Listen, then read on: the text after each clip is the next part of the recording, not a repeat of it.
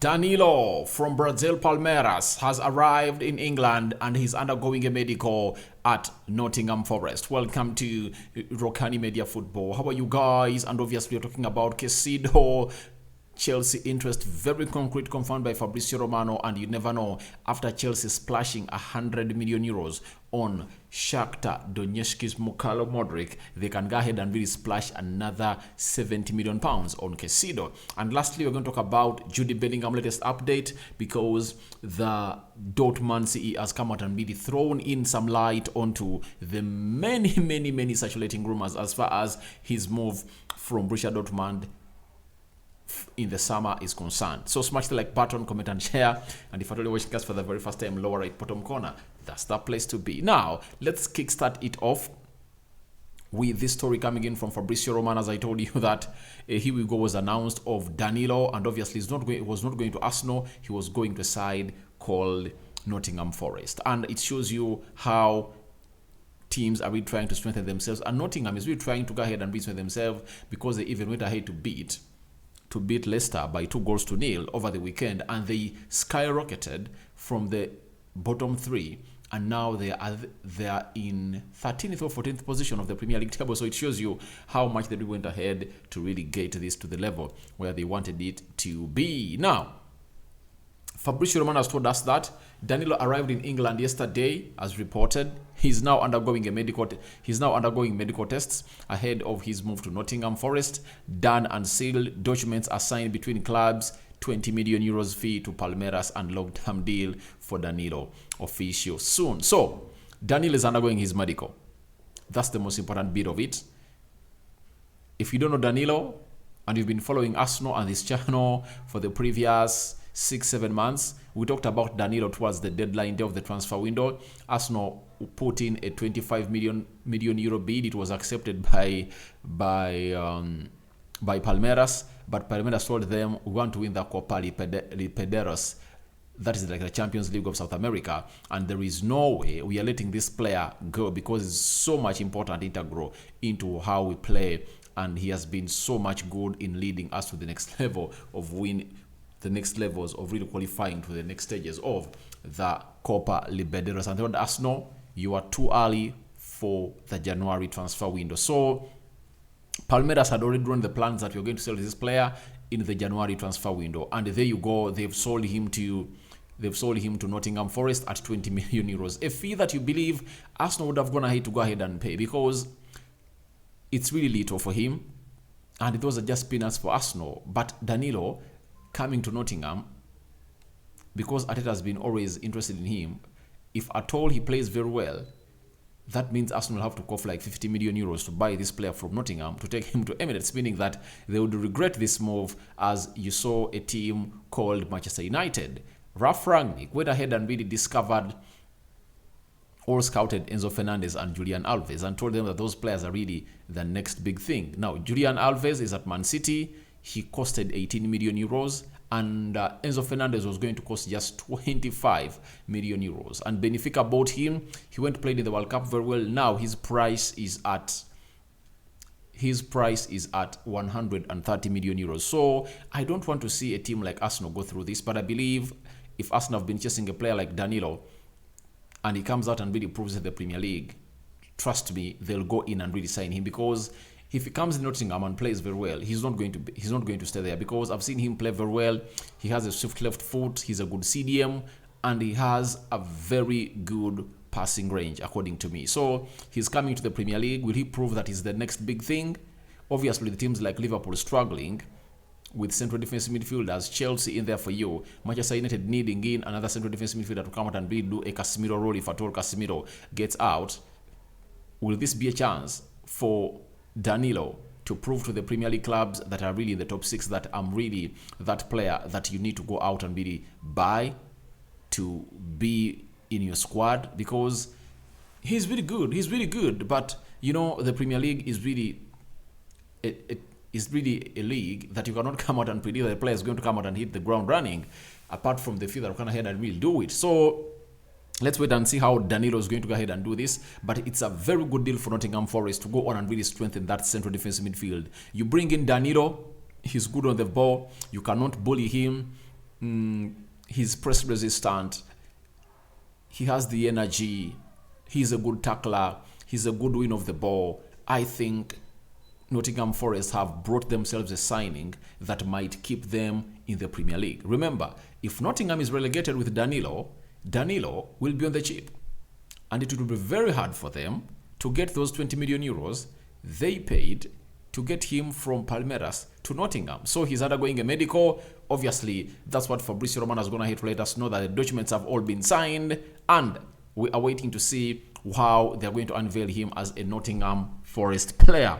And I believe if at all he completes his move very well, he's going to be integral into that game of football that United is going to play against them in the Carabao Cup semi-final. By the way, it's going to be a double tie at the City Stadium down in Nottingham, All Midlands, and at Old Trafford. So Danilo, welcome to the Premier League. I can't wait to see him play, because he's going to make Arsenal fans really regret and say, why didn't we sign this player?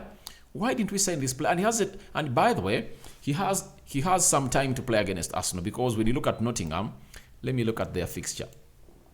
They've just played Arsenal just once, and Arsenal has to go ahead and really pay them a visit at their stadium. But when you look at the fixture, Arsenal is going to play Nottingham on the 20th of May. 20th of May. So it shows you that it's the second last game for Nottingham Forest. Not so? So let's wait and see how everything is going to go ahead and really pan out into that situation. Let's go to a man known as Caicedo. Now, Fabrizio Romano has gone ahead to confirm to us that Chelsea are really yet to spend some more money as far as the central defensive midfield area is concerned. In his own words, he said, Chelsea's interest in Moses Caicedo is concrete.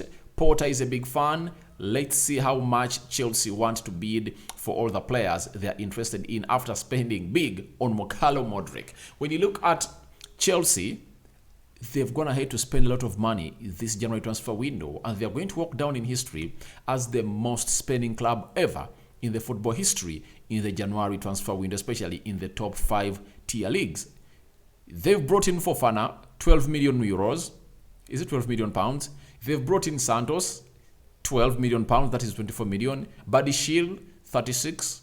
That is amounting to 60 million pounds. Now, add on the money of João Felix, close to 10 million pounds. That is 70 million pounds. Then the 85 million pounds for Mokalo Modric, that amounts to 150 million pounds. To me, that is close to a budget that is equivalent to some budgets of big teams that they spend in the summer. Look at Arsenal, that are really topping the league. They spent 121 million pounds in the summer, but Chelsea, having spent close to 300 million pounds in the summer, they've gone ahead to add on more money to bring in Modric and the other players I'm told you about. Now, for the summer and the January transfer window, they have so far spent 463 million pounds. And that money is equivalent to the amount of money Liverpool has been investing in their club ever since the FSG came in. So, it shows you how ridiculous Tony Boyle is, and I'm asking myself, who is really advising this guy? Who is advising this guy? I understand Chelsea are really having problems with injuries, but you have to tackle the most disturbing bit of this team. The most disturbing bit of the Chelsea team is the midfield. I believe that money they pay to Modric, get 70 million pounds, get in Caicedo, you get? Then he's going to stabilize that midfield. Caicedo in a double pivot alongside Kovacic. I think the entire Chelsea team really improves, because it's the midfield that is responsible for the entire heartbeat of the team. That's why it's called the engine room. It's like a car. A car without a good operating engine, it won't really be good as far as driving it is concerned. So the engine room of Chelsea is really sick. That's why they've gone ahead to put concrete interest into the signing of Caicedo. But I'm looking to see whether Chelsea can stretch more and sign this player, because they failed to pay 130 million euros for Enzo Fernandez, and they said we're out of that deal. They hijacked the deal of Mikhailo Modric, 100 million euros spent, close to 85 million pounds spent. Now, do they still have some money to spend? That is the big question, because injuries are like injuries, and Caicedo is being looked at by Potter as one of those players he needs at his club. Caicedo is just 21 years of age. He fits the profile of Graham Potter and Tony Boyle, because Tony Boyle now wants to sign players that are in the age bracket of 18 to 23, such that each and every player signs close to 7 years with an option of another 1 year, and obviously have a very beautiful plan for a side known as Chelsea. And their dream is that by 2030, they want to see these players phase out that they're signing right now and get most of their players from the academy. So they want the academy to feed their big team. But it's always rare to see to it that the academy can feed the entire team, because even Barcelona that tried it out, they only got Messi, Pedro, Busquets, Gerard Piqué. I think they never got very many from the academy. They got their Thiago Alcantara. And even if you see them right now, they're only having Ansu Fati, Pedri, Gavi from the academy as the most promising players right now. And United tried it way back when they got David Beckham, Paul Scholes, Ryan Giggs, Nick Batt. Who else? They had close to 5. David Beckham. In that class of 1999, they had close to 6-7 players that they promoted from the academy, and they came and really did very well. But it's really rare. And Chelsea, they're just trying to change their philosophy, because Chelsea is not known for that. Chelsea is not known for that. But let's wait and see whether they're going to go ahead and really stretch more further as far as paying more money is concerned, after signing a player known as Mikhailo Modric at 100 million euros. Now, after that, there's been a story that I thought that it was overblown out of proportion, and it was sucked. The eagerness, the interest for this deal was sucked out of the deal, because the fee put on this player is really ridiculous. You can't tell me that you should pay 140 million euros for a player known as Jude Bellingham. However much is 19, why should a team pay that amount of money? Because Liverpool and Real Madrid, Manchester United, Man City, all those big teams are eyeing this player. To me, there are very many other players that do better than Jude Bellingham. However much he's really talented, you can't tell me that I should pay 140 million euros for Jude Bellingham. I rather go for a Caicedo at like 70 million euros, having a balance of another 70 million euros. I go in for McAllister also, because they're midfielders that have gone ahead to prove that they're really world class in this world. There are Conrad Lamers of this world who are good, and you can get them on a cheap. So I don't see a reason of a team buying this man at 140 million euros. And if at all I'm Liverpool, I cool down the interest for this player. Now, the Borussia Dortmund